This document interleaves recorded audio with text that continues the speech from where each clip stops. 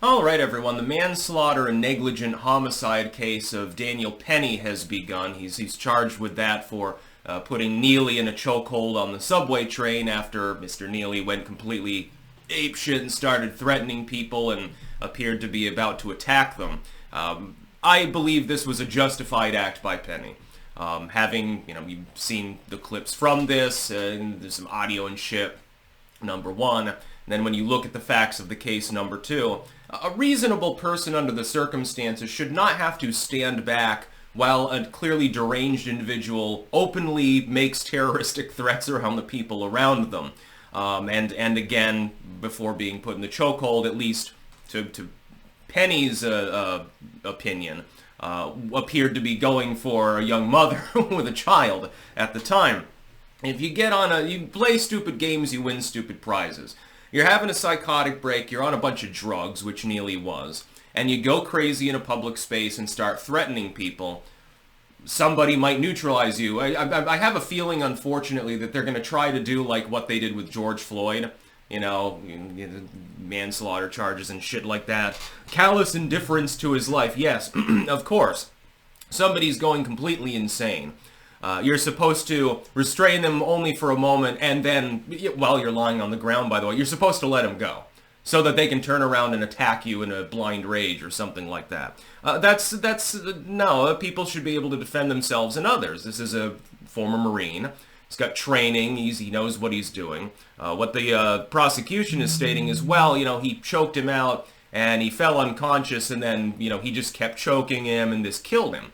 But the fact is, he probably died of a drug overdose, not from being choked out. The defense is saying, well, he wasn't actually pressing against him the entire time anyway. Once he was unconscious, he stopped pressing. He was still holding him, restraining him, but he was no longer doing a full chokehold.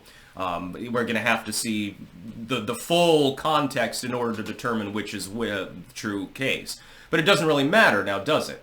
If somebody is preparing to attack other people, you shouldn't have to sit there with your thumb up your ass and wait for the attack to actually happen. That's like, let's say someone gets on the subway and they start waving a gun around and threatening to shoot people, and they're already committing several crimes by doing so. Do you have to wait until they actually pull the trigger before you're able to act?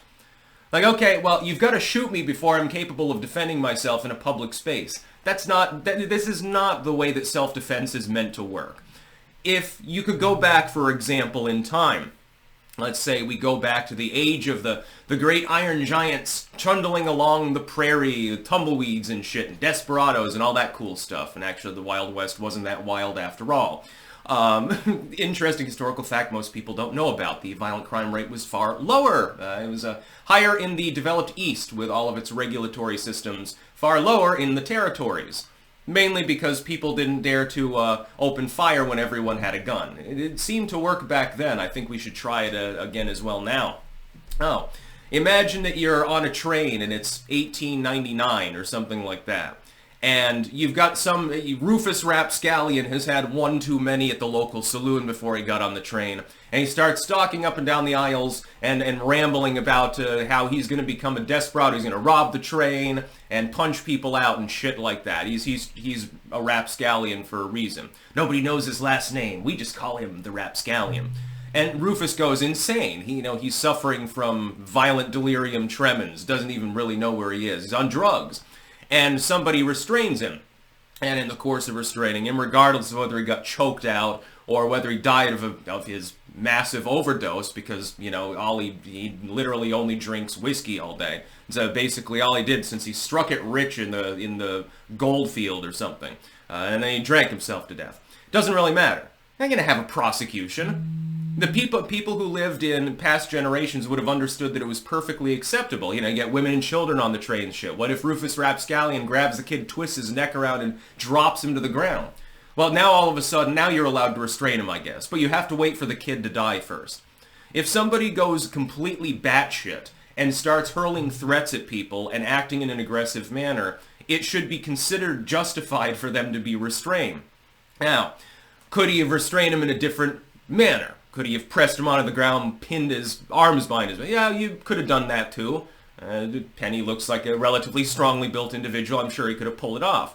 but he's trained to use this particular methodology to subjugate a person situationally, to subdue them, rather.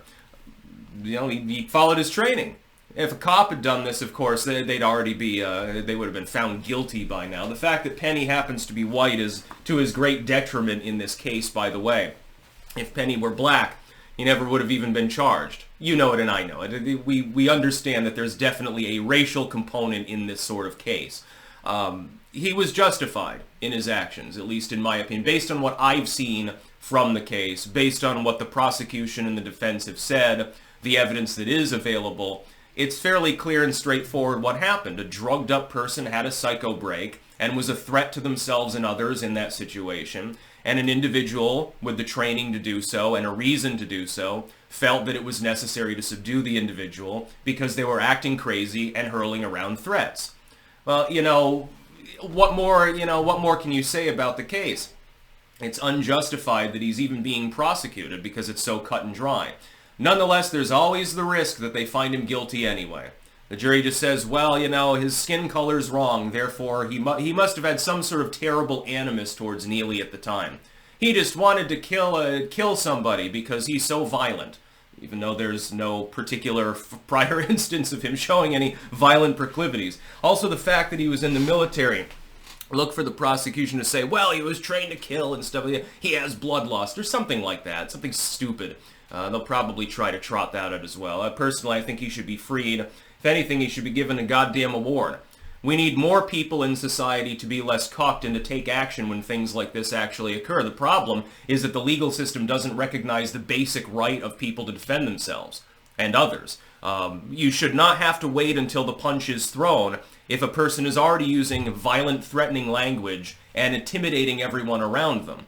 You should not have to wait. They have already expressed a desire to physically assault other people, and arguably, right before he was choked out, had threatened to kill somebody. Oh, you're not allowed to threaten to kill people. There are repercussions for that. Neely paid with his life. But he might have died anyway. I mean, if he truly was that drugged up as they're claiming, he could have just had a massive heart attack and died anyway. Works himself up into a rage and his heart just stops. Maybe he might have died even if Penny had just sat there and shrugged. We don't know. Unfortunately, we can't go back in time and look at a different timeline where Penny doesn't do anything. In that timeline, the dude gets off at the next stop and then he goes dancing, like a crazy man, starts stripping off his clothes and then wanders down and then pisses on the third rail or something and shocks himself to death. Stranger things have happened. It is a subway. It's self-explanatory. That's about all. Peace out.